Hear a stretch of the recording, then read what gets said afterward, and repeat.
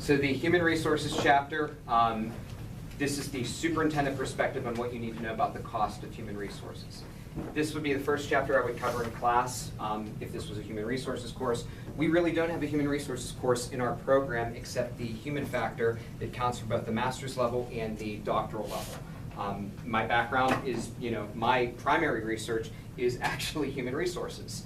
I do human resources finance and org theory. I do succession planning, hiring teachers, hiring principals. I do school finance, and org theory is kind of my way to work with people on research and dissertations. So, moving forward, if you ever have any human resources questions, please, that's something I can help with, and I hope to. Most districts do have a human resources official, but in smaller districts, the superintendent assumes the roles and responsibilities. But most districts will have a human resources official, secretary, or a person that's hiring.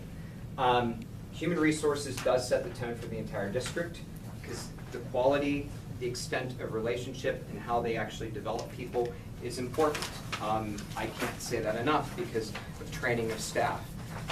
Before I move on, I have found that human resources for school principals are absolutely horrible. Professional development for principals needs a lot of work. It's something that you have to be in a state that believes in it, specializes in it, and provides opportunities for people. Professional development in the state of Oklahoma for teachers, how do you think it ranks? Take a guess. How do you think the state does? 49. What? It's fairly low. It's fairly low. Shut that Yeah. up for anything, really. Yeah, it's fairly low. But it's also because of teacher retention here, and that's one of the reasons. Why are we investing in professional development where teacher retention is low? Guess where it is in Texas? Top five. Top five. So think about that. So you have to decide, do you invest in human resources? I wrote all these things down from the book, but the one that I care about most is the mobility of educators. Because quite honestly, some of you might end up lifers at your district. The odds of that happening aren't, they're low. I'm 34. I was in one district, well actually, I was in one district as a permanent sub even before I took my full-time job. So I had a year as a permanent sub. Then I had a year in another district. I had a year, then I went to a much better school district and I was there for 5 years. And then I was a principal for a year. So I guess I never think about my permanent sub year because I did have a classroom. So I have 8 years in, but I have 8 years in 4 different districts. Then I have 3 different universities in higher education that I was full-time. So I have 7 different institutions at 34. And depending, who knows if this is it. So, the mobility of educators is a lot different now, and you need to keep that in mind. So when you invest in somebody, are you investing in their ability to leave, or are you investing in their ability to stay? And that's something that the Human Resources Department and leadership and management have to think about. The number one thing is teacher compensation. That's what people care about. If somebody's highly qualified and an asset to the district, you need to identify the talent and compensate them fairly. One of the things that has disgusted me about, and this isn't just, this is the United States, not just Oklahoma, is when you have a math teacher or a computer teacher that wants to be a principal, and that they receive less support than an elementary school teacher that does. Do you know why? Because in the district's mind, I don't want to lose the math teacher. And that bothers me. It really does.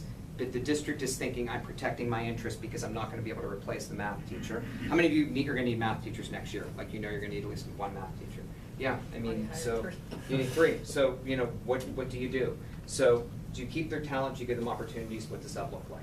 So, the average beginning teacher salary in the United States was in 2007 was $35,384. In the United States, it's $51,009. As you laugh, Serious? Yeah, that's of 2007. So as you laugh at this, I want you to know something, and I keep saying this. I wish I could get my teachers in Pennsylvania to move to Oklahoma for 2 or 3 years and teach here because they'd make more money. But in Pennsylvania, if they came back to Pennsylvania, they would make quadruple what a lot of your teachers make, because Pennsylvania pays you based on seniority, longevity, and experience. Weighing it out, and this is a project that I've been working on that I can't get the correct formula for it. Pennsylvania buys back your years of service, 2 years per year in another state, rounded down. Their jump step tends to be around year 14 or 15. If you get 5 years in, you get a fully vested pension. So if a teacher can somehow teach in another state and get 20 years in, jump to Pennsylvania, get 10 years in the state of Pennsylvania, collect an Oklahoma pension, a Texas pension, whatever kind of pension, they are in good shape. I have a very, very, very good pension coming out of Pennsylvania, and I have 7.68, well, actually 9.68 years in, because I was at a state school, coming out of that, that will pay me the day that I turn the day that I turn 50. If I want to collect on that Pennsylvania pension, I can collect on it, because I would add 30 years in it. I started my first pay that I paid into the pension, I paid at 20. So at 50, I could collect. And what are the conditions of me collecting? Retired. I'm retired in Pennsylvania. I can never work in Pennsylvania again. Can never work in Pennsylvania again. Dude, collect. Oh, I'm going to. That's my plan. My plan was never to go back to Pennsylvania. I mean, it isn't. I wanted to get a pension there and a pension here. What's the vesting period in Oklahoma? Can you work in a private school? Yes, I can. In Pennsylvania? In Pennsylvania. 10 here, isn't it? It's 10 here. Yeah. It's 10 here. In Pennsylvania, it's 5. In Ohio, it's 7. In Most of the surrounding states, I think, are 5. Yeah. Arkansas 5. Arkansas's 5. Yeah. That's I the think plan. Missouri That's the is- dream. No, it is. It is. Teach over there for 5 and. That's what a lot of our teachers do. They retire and then they go to another state and work for 5 years and. My pension increases every single year, but right now, they take my last 3 years of salary and they multiply it. So my multiplier is actually, let me. You're recording this right now. I know, I don't really care. I mean, Well, I'm it's saying that public because knowledge. It's It's what? not that, I'm saying that because you only have a limited time on the camera. Okay, I'm sorry. I'm thinking of this right now. So times the multiplier. So I have a 24.2% multiplier for my last 3 years of salary. So that basically means that I should be able to get $18,000 or $19,000 on my Pennsylvania pension per year when I retire at 50, Wow. on top of everything. That's an extra So $1,000. Pennsylvania, it's just 30 years and you can collect it. 30 years from your initial start date, you cannot buy back years at a 2.5% multiplier. But they do that basically saying that everybody that goes into that system is going to stay so that they get to the top level of the pension. Because of that, Pennsylvania's teacher salaries, they've had to drop entry-level teachers to a ridiculously low level. You make more in Oklahoma than you do in Pennsylvania, starting. Starting. They Starting. catch up a lot faster. They catch up much faster. But they have to invest in the pension in order to stay.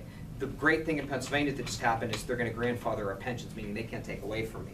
Anybody new coming in, their multiplier is at 2, and anybody after that, their multiplier is going to be 1.25. Don't pertain to me because I started on a 2.5 multiplier. So when you are the superintendent and you're making these decisions, know where the money is, know what the multipliers are of your teaching staff when you offer an early retirement. I'm going to talk a little bit about money with early retirements, but you need to know what the multiplier is, because the multiplier will continue to go down. They're never going to take away your retirement pension. I don't care what anybody says, any research says, that's BS to me. They're going to keep your retirement pension, they're going to decrease the multiplier, and they're going to increase your Social Security age. That's what they're going to do. Their pension is going to be there, but they're going to decrease the multiplier. So teacher salaries are a state function. Districts set the range, but the state dictates what the individuals can make. The district gets to set it, but teachers, it's a state function. Money is a state function. So people will jump states if they can make more money elsewhere, which is a problem we have. I'm saying this on record too. Our teacher ed program in Oklahoma State, I would put it up against anywhere in the world. But what is a teacher going to do if they can go to Texas and make $10,000 more money? They're going to jump to Texas. So how do you stop that? How do you stop it? Pay more money, right? Yeah. So benefits. People will enter education for benefits. This is the old notion of the spouse and the two family career earners. People enter education for benefits because the spouse that's in education is normally the one that's going to be insuring their family, and that's most cases, unless they're coming out of a private industry. But most of the time, the educator is the one that insures the rest of the family. So we give you some of the different benefits. I'm going to talk about all of these and how they work briefly. Retirement is in every state. School districts have a federal responsibility to help people prepare for the retirement. It is a federal responsibility, not a state. The state can regulate it, but it is a federal responsibility. The district only gets involved when there's early retirement incentives. If you're the superintendent and you want to do an early retirement incentive, what is your main goal? Replace those teachers with Lower, yeah, and get out as many people that are that are there as you can. If you're going to do an early retirement, you need to get rid of as many people as you can with the early retirement. I don't say get rid of them, I say get them to retire, because you will get a tax break and you'll get a deferred break if you get them to retire in one fell swoop and replace them versus doing a grandfathered early retirement. Some states do it, I don't. I've done the number crunching, I've sat in on presentations. One of the other co-authors of the Brimley textbooks actually did this at the NEFC conference. Did you sit in with me on Deb Verstegen's session? I don't think you did. Maybe. She's the one that did the early retirement incentives of it? I don't- Okay. no, I don't So remember so that. there were thresholds for each early retirement that you had, and they basically, if you can get about 10% to take the early retirement, that's a win for most school districts, so try for 10%. Social Security, all employees pay, federal programs supplement it. It gives you guaranteed monthly income. I say this in every human resources class I taught, and remember, I taught human resources for 8 years in the business department. Everybody always argues or reads, there's on the news, there's not gonna be Social Security. There's always gonna be Social Security. I believe that. They're never gonna take it from you. They're gonna keep raising the age till you're like in your 70s or 80s maybe, but it's always gonna be there. Sick leave. Most districts, 7 to 10 days per year of service, but most districts will buy them out at the end of your contract. What's my advice? If I know that the district is gonna offer me $50 a day sick leave at the end, or if I can take it and get a full day off, what should you do? If you have the opportunity to take a full day off, take a full day off. Don't rush back. Don't rush back. If you have sick days and vacation time, use them, because the payout is not worth the overall end game result. Personal days. This is a superintendent level decision. Many districts have started combining them into pools, which has been very difficult. I don't like this because I don't think personal days and sick days should be lumped on the same category. They shouldn't be. But that's a superintendent decision. But districts here have started to combine them into one pool. Leave of absences have been big across the United States. Travel, maternity reasons, compensation for sabbatical. Legally, how many weeks off are you permitted to get for maternity leave? 6? 6. What do most districts give? We give 6. 12. They give 12. Most 12, districts will but give it's 12. family. Yeah. Mid 6 is the 6 unpaid. paid, yeah. So, but most will give 12. So bereavement leave, some districts do it. Do you guys work for districts that do bereavement leave? Okay, so you do, so that does happen. Districts provide insurance. It depends on the district what they're willing to offer and how much they pay. Most of the time, insurance costs are increasing. The districts are paying more money. Don't get me started on that. That'd be a politics of ed discussion, and I could go for 2 hours on that. I don't want to. Workers' comp, it's required by the states in protection for the risk of employment. In most cases, as superintendents, your goal is to tell the employee to take workers' comp. If the employee gets injured and they are eligible for workers' comp, you want them to take it. Why? Because you don't want to get sued. So tax shelters, depending on what you do in terms of your pension, I do the 403B everywhere. I'm not a savings account guy. I'm a tax shelter guy and a pension guy. I maximize my pension, and I've done that since I was 20. I put my money in tax shelters. That way I can delay the income tax, and then I'm not in the higher tax bracket when I retire. And I would strongly encourage you to have your teachers do this. But you have a lot of teachers that want to invest in in 401ks where you can't do that as much as you can in a 403B. That's entirely, your decision or your call. I don't like the volatility. I would rather know that I'm going to have money when I'm old. So some districts will grant severance pay. How many of you grant severance pay for your teachers? For your teachers? Okay, I didn't think so. For principals, yeah, you should probably. And they depend on sick days, personal days, years of service. And then income tax deductions, you should get income tax deductions by going to school. All of you should get a tax deduction by going to school right now. And you better be taking advantage of that. You're crazy if you don't take advantage of an income tax deduction while going to school. This is a tuition cost, you're paying money. If you have kiddies, you're paying money for the kiddies to go to school too. So take advantage of that. So human resources managers ensure the right teachers, the right subject areas based on their certifications. But the school business manager and the superintendent can be held accountable if there's not an appropriate teacher in there. Teachers need knowledge in school finance. That's what Brimley would tell us, that they have to make decisions related to curriculum and instruction based on costs, because they have to find additional revenues. I think principals, like I said, my goal, principals, what are the bare minimum they need to know about school finance.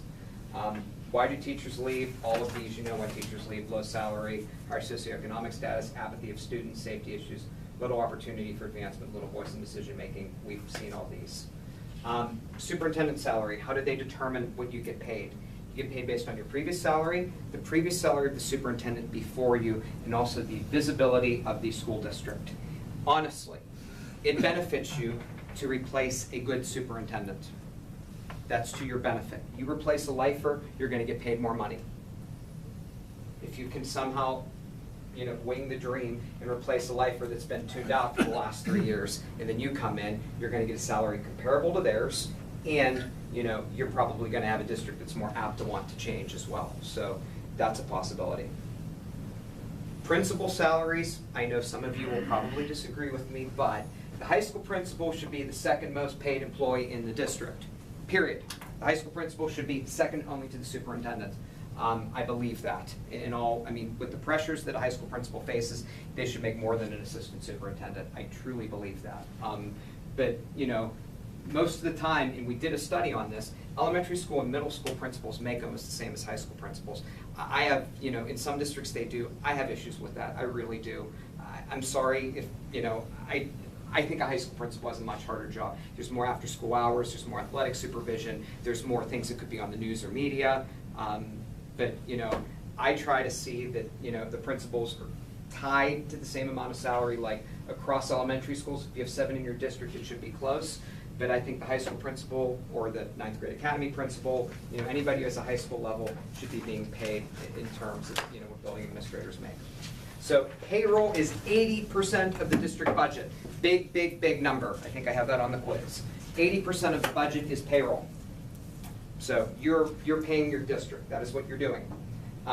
Salary payments are specific, regular, and acceptable. It has to be convenient. My nice little story that I told last week where, I was getting 3 months of pay in one block. You hope that that doesn't happen to you. It should be convenient, and you should know what the policy is. But this is where all your money is going to go. It's going to go to payroll. So that's the end of the Brimley book. Let's do a quick 5-minute break, and then I will do one more chapter, and then I will get you guys on your merry way. And then I'll